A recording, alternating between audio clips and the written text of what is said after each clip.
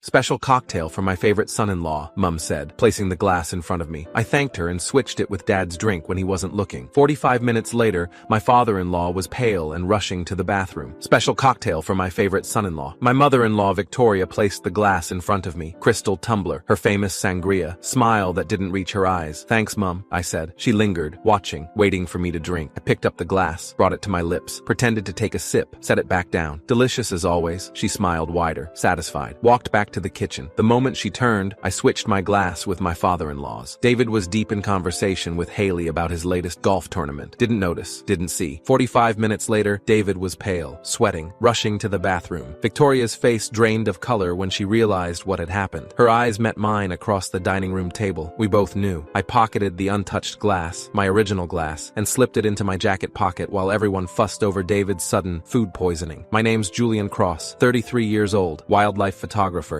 National Geographic contributor, high-profile gallery shows, six-figure annual contracts. But to my in-laws, Victoria and David Morrison, I'd never be enough. David was an investment banker, managed portfolios for billionaires, country club, private golf course, summer house in the Hamptons. Victoria measured human worth in country club memberships and trust fund balances. For 6 years, I'd endured it. Since I married their daughter Haley, 6 years of subtle digs, 6 years of being reminded I wasn't good enough. How's the photography hobby going? David would ask at Sunday dinners, every single time, like I didn't have clients, like I didn't make money, like I was playing with a camera instead of working. When Haley and I mentioned trying for a baby last year, David had said, "Children are expensive, Julian. Maybe get real employment first, something stable." Last Christmas, I'd overheard Victoria on the phone in the study. Haley could have married Thomas, orthopedic surgeon, family money, perfect pedigree, but she chose the creative one. I never told Haley. She loved her parents, defended them, believed they'd accepted me. I knew better. The night of Victoria's birthday dinner, her 60th, I'd just returned from 3 weeks in Montana. Grizzly bear photography for National Geographic. Exhausted, jet-lagged, but Haley had begged me to come. It's her birthday, Jules. Just one dinner, please. So I came. Suit and tie, fake smile. Prepared for another evening of passive-aggressive comments. Dinner was in their formal dining room. Crystal chandelier, fine china, 12-course tasting menu from their personal chef. After the main course, some kind of duck confit, Victoria announced she'd made her famous sangria. Family recipe, special occasion only. She disappeared into the kitchen. I offered to help carry glasses. She waved me off. "Sit, darling, you're our guest." But I followed anyway. Habit from years of documentary work. Always observing, always watching. That's when I saw it. Victoria was preparing drinks at the counter. 12 glasses lined up. She filled 11 from the same pitcher. Normal sangria, red wine, fruit, ice. Then she set one glass aside, separate from the others. She pulled a small vial from her purse, clear liquid, colorless. Added several drops to that one glass. Tucked the vial away the instant she heard my footsteps. "Oh, Julian, I thought you were waiting in the dining room. Just wanted to help." She handed me a tray. "Take these out, would you? This one," she pointed to the separate glass, "is for you. Special recipe. I made it extra strong. I know you prefer bolder flavors." The glass had a barely perceptible film on top. Slightly different color, slightly thicker consistency. I took both trays, carried them to the dining room, placed Victoria's special recipe in front of David's seat while he was distracted, put his regular sangria in front of mine, made an excuse about preferring water, poured myself a glass from the pitcher on the table. Victoria's face flickered when she returned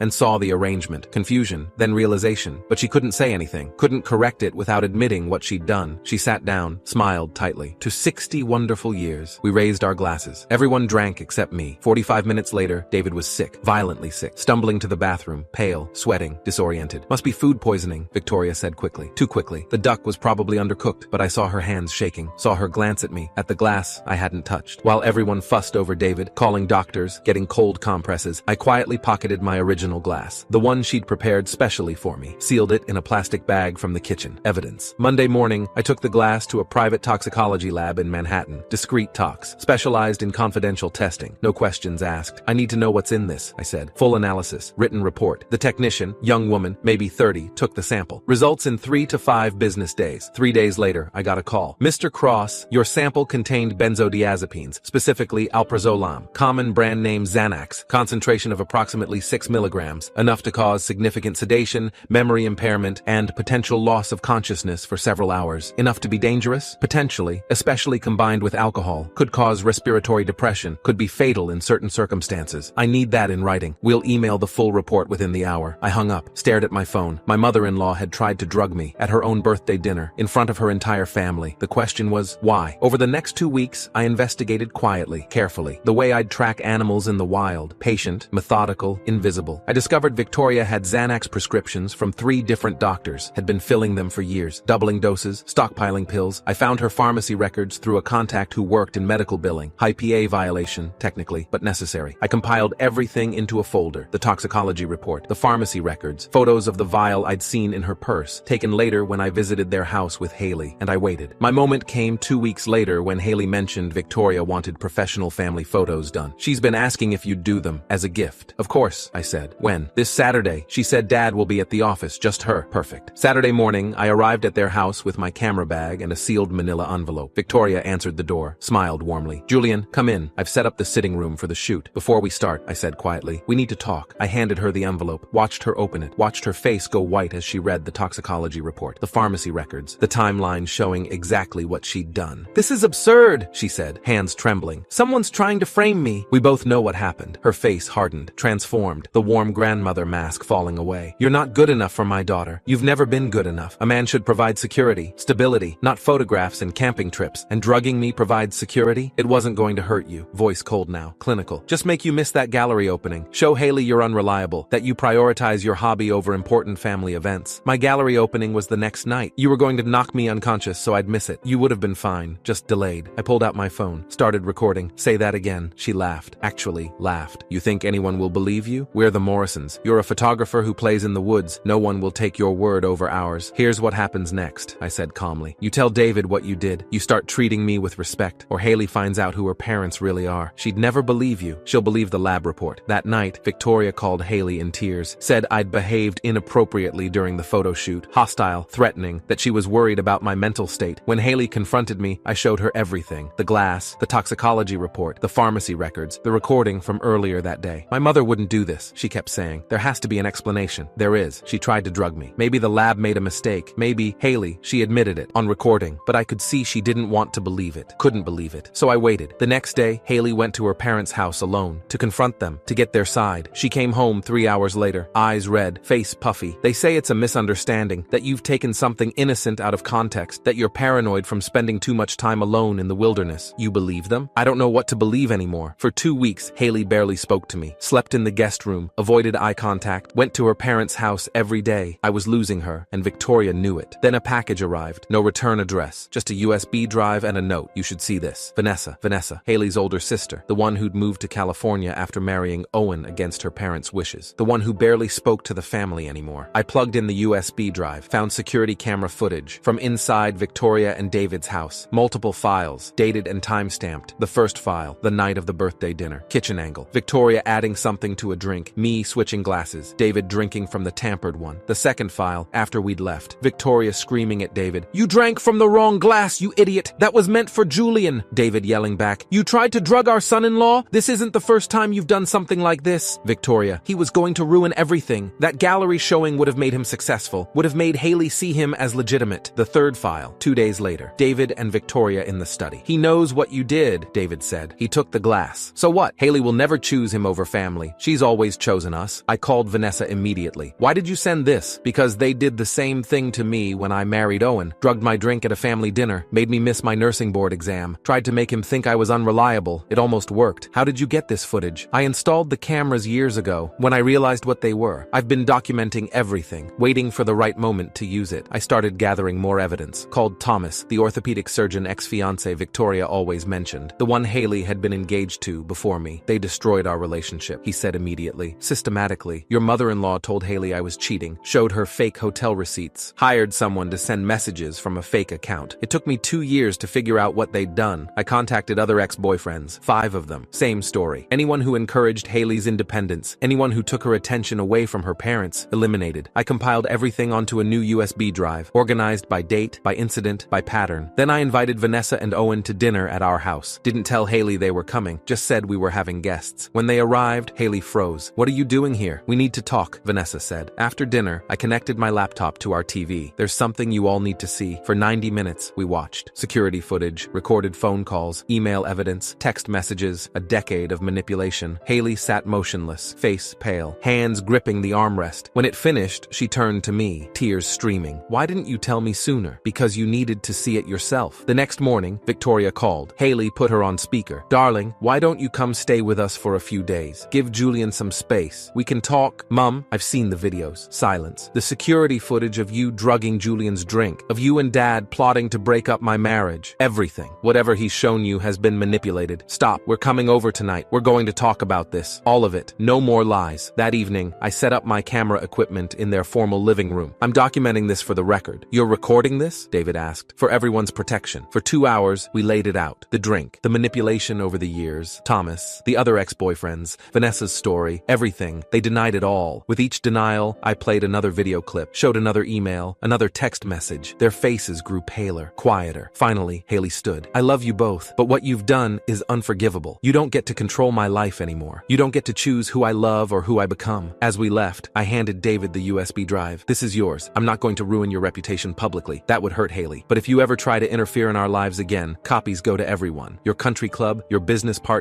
your entire social circle. For the first time in 6 years, David looked at me with something other than contempt. I underestimated you, he said. Yes, I said. You did. And I closed the door.